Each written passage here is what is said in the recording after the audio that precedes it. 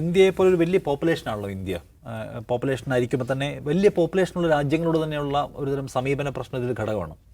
ഇപ്പോൾ കഴിഞ്ഞ സാമ്പത്തിക വർഷം മാത്രം ഇന്ത്യക്കാരുടെ വിസ നിഷേധിച്ചവർ ഇന്ത്യക്കാർക്ക് 660 കോടി രൂപയോളം നഷ്ടം ഉണ്ടായിട്ടുണ്ടെന്നാണ് സോഷ്യൽ മീഡിയ ഹാൻഡിലുകൾ പലതും പറയുന്നത്.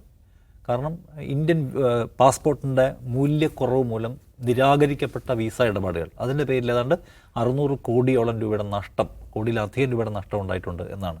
അപ്പോൾ അതിൻ്റെ റീസൺസ് എടുക്കുമ്പോൾ നമ്മൾ കാണുന്നത് ഇന്ത്യ ഒരു വലിയ പോപ്പുലേഷനാണ്. ഇന്ത്യയിൽ നിന്ന് ആളുകൾ മൈഗ്രേറ്റ് ചെയ്യുന്നതിൻ്റെ തോത് കൂടിക്കൊണ്ടേയിരിക്കുകയാണ്. അപ്പോൾ എന്തുകൊണ്ട് ഇന്ത്യയുടെ പാസ്പോർട്ടിന് മൂല്യം കുറയുന്നു നോക്കുമ്പോൾ നേരത്തെ പല ഘടകങ്ങൾ ദാവൂസായി പറഞ്ഞല്ലോ. അതൊരു പ്രധാന ഘടകം ആളുകൾ ഇവിടെ നിന്ന് മൈഗ്രേറ്റ് ചെയ്യുന്നു. മൈഗ്രേറ്റ് ചെയ്യാന്ന് വെച്ചാൽ എങ്ങനെയാണ്? ഇല്ലീഗലായി കടക്കാനുള്ള ശ്രമം നടത്തുന്നത് ഭയങ്കരമായിട്ട് കൂടിക്കൊണ്ടിരിക്കുകയാണ്.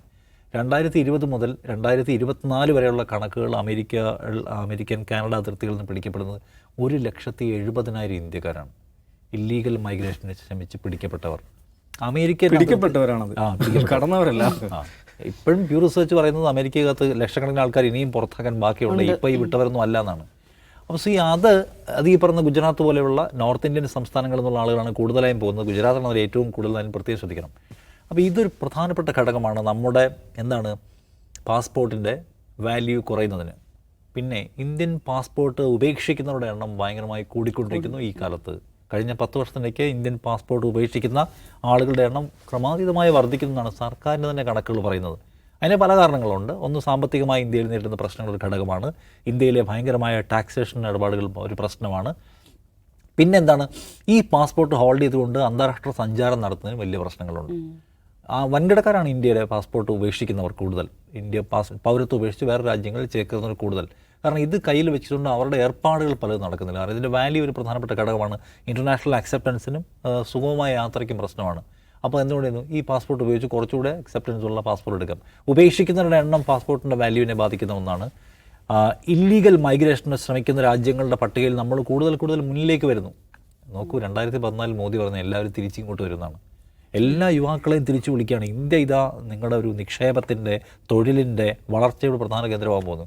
ഇനി വിദേശത്ത് പോയി തൊഴിലും ജീവിതവും കെട്ടിപ്പടുക്കാമെന്നാലും വിചാരിക്കേണ്ടതാണ്. പക്ഷേ മോദി വന്നതിന് ശേഷം 25 വരെയുള്ള കണക്കെടുക്കുമ്പോൾ ആളുകൾ ഇവിടുന്ന് രക്ഷപ്പെട്ട് ഓടിപ്പാഞ്ഞു പോവാണ്. എന്ന് കാണേണ്ട കാര്യം, അത് ഇതിനെ ബാധിക്കുന്ന കാര്യമാണ്. ഇന്ത്യ സാമ്പത്തികമായി ഇപ്പം നേരത്തെ പറഞ്ഞല്ലോ, 5 ട്രില്യൺ എക്കണോമിയിലേക്ക് നമ്മൾ കിടക്കാൻ പോകാന്നുള്ള ടാർഗറ്റ് കഴിഞ്ഞു, പിന്നെ മുന്നോട്ട് പോയിക്കൊണ്ടിരിക്കുകയാണ്. 5 ട്രില്യൺ ഇപ്പോഴും എത്തിയിട്ടില്ല. അപ്പോൾ ഇന്ത്യയുടെ GDP ഇതിൽ പരിഗണന വിഷയമാണ്. അത് സാമ്പത്തികമായ അസ്ഥിരതയുള്ള രാജ്യങ്ങൾ, അവിടെ നിന്ന് വരുന്ന ആളുകൾ ഇവിടെ കൂടുതൽ സമയം നിൽക്കാൻ സാധ്യതയുണ്ടെന്ന് രാജ്യങ്ങൾ കണക്കൂട്ടുന്നുണ്ട്. നിങ്ങൾ വരുന്ന എവിടെ നിന്നാണ്? നിങ്ങൾ ഫിനാൻഷ്യലി സ്റ്റേബിൾ ആയിട്ടുള്ള ഒരു രാജ്യത്തു നിന്നാണ് വരുന്നതെങ്കിൽ നിങ്ങളെ അത്ര ഭയപ്പെടേണ്ടതില്ല. പോപ്പുലേഷൻ ഇഷ്യൂസ് ഇല്ലാത്തൊരു രാജ്യത്തു നിന്നാണ് നിങ്ങൾ വരുന്നതെങ്കിൽ നിങ്ങളെ അത്ര ഭയപ്പെടേണ്ടതില്ല. തൊഴിലില്ലായ്മ പ്രശ്നങ്ങൾ പോലെയുള്ള സാമൂഹികമായ സുസ്ഥിരത ഇല്ലാത്ത രാജ്യത്തു നിന്നാണ് നിങ്ങൾ വരുന്നതെങ്കിൽ, സാമ്പത്തികമായ വോളട്ടൈൽ സിറ്റുവേഷനുള്ള രാജ്യത്തു നിന്നാണ് നിങ്ങൾ വരുന്നതെങ്കിൽ നിങ്ങളെ പേടിക്കണം. നിങ്ങൾ ചിലപ്പോൾ ഇവിടെ നിന്നേക്കും. നൈസായി ഇവിടെ നിന്ന് ഇവിടെ ചുറ്റിപ്പറ്റി നിൽക്കാനുള്ള സാധ്യത കൂടുതലാണ്. അപ്പോൾ സാമ്പത്തിക സുസ്ഥിരത ഒരു പ്രധാനപ്പെട്ട ഘടകമായി കാണുമ്പോൾ നമ്മുടെ രാജ്യം അതിൽ കുഴപ്പത്തിലാണ്. അപ്പോൾ ഇവരുടെ അവകാശവാദങ്ങൾ കേൾക്കണം. നമ്മുടെ രാജ്യത്തിൻ്റെ പാസ്പോർട്ടിൻ്റെ ക്വാളിറ്റി ഇല്ലാതാവുന്നത് നമുക്ക് എല്ലാവർക്കും പ്രശ്നമാണ്. നമുക്ക് എല്ലാവർക്കും വിദേശയാത്ര നടത്തേണ്ടി വരുന്നവരാണ്. അപ്പോൾ അത് ഏതെങ്കിലും ഭരണകൂടത്തിന് കിട്ടിയ ഒരു സെറ്റ് ബാക്ക് എന്ന നിലയ്ക്കല്ല കാണുന്നത്. പക്ഷേ ഇവരുടെ അവകാശവാദം എന്താണ്? ഇവർ എല്ലായിടത്തും നമ്മളെ ഉയർത്തിക്കൊണ്ട് പോവുകയാണ്. ഇവരുടെ PR-ൻ്റെ അടി ഇളക്കി കളയുന്ന കാര്യമാണത്. ഈ PR-ൻ്റെ അങ്ങനെ അല്ലല്ലോ മോദിജി പറഞ്ഞേക്കുന്നത്. എല്ലായിടത്തും നമുക്ക് ഭയങ്കര അക്സെപ്റ്റൻസ് ആണെന്നാണല്ലോ. മോദി എല്ലാ രാജ്യങ്ങളിലും പോകുന്നുണ്ടല്ലോ, പിന്നെ പൗരന് പോയാൽ എന്താണെന്ന് ചോദിച്ചാൽ ഇതിന് ആ നിലയ്ക്കുള്ള സംഗതി ഇല്ല. അതൊരു ബേസിക് പ്രശ്നം ചോദിച്ചാൽ നമ്മുടെ രാജ്യത്ത് നിന്ന് ആളുകൾ വലിയ തോതിൽ പുറത്തേക്ക് പോകാൻ ശ്രമിക്കുന്ന ഒരു ഘടകമാണ്. ഒപ്പം സാമ്പത്തിക അസ്ഥിരത ഒരു പ്രധാനപ്പെട്ട പ്രശ്നമാണ്. പുതിയ രാജ്യങ്ങളുമായി നല്ല മെച്ചപ്പെട്ട ബന്ധങ്ങൾ ഉണ്ടാക്കുക, നയതന്ത്ര നിലയ്ക്ക് ക്വാളിറ്റേറ്റീവായ നയതന്ത്ര ഇടപെടലുകൾ നടത്തി കൂടുതൽ രാജ്യങ്ങളുമായി വിസ ഫ്രീ ആയിട്ടുള്ള യാത്രകൾ, യാത്രാ പദ്ധതികൾ, അതിനുള്ള കരാറുകൾ ഉണ്ടാക്കുന്നതിൽ നമ്മൾ പരാജയപ്പെടുകയാണ്.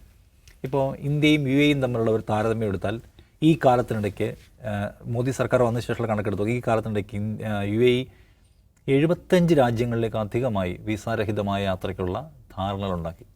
നമ്മൾ 10-ൽ താഴെ മാത്രം രാജ്യങ്ങളെ പുതുതായി നമുക്ക് സമാഹരിക്കാൻ പറ്റുന്നുള്ളൂ. നിസ്സാരമാണ്, കണക്കിൽപ്പെടുത്താൻ പോലും പറ്റാത്തത് നിസ്സാരമായ അച്ചീവ്മെൻറ്റ്സ് നമുക്ക് ഉണ്ടാക്കാൻ പറ്റുന്നുള്ളൂ. നമ്മളെക്കാൾ ചെറിയ രാജ്യമായ UAE 75 രാജ്യങ്ങളെ അഡീഷണലായിട്ട് അവരുടെ പട്ടികയിൽ ചേർത്തു.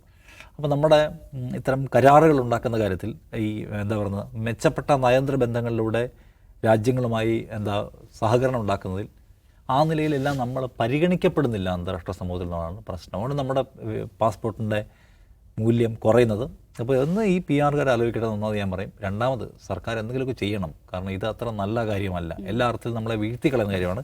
ഗവൺമെൻറ് എന്തെങ്കിലുമൊക്കെ ചെയ്യാനുള്ള ഒരു സൂചനയായിട്ട് കൂടി ഇതിനെ എടുക്കണം എന്ന് ഞാൻ പറയും.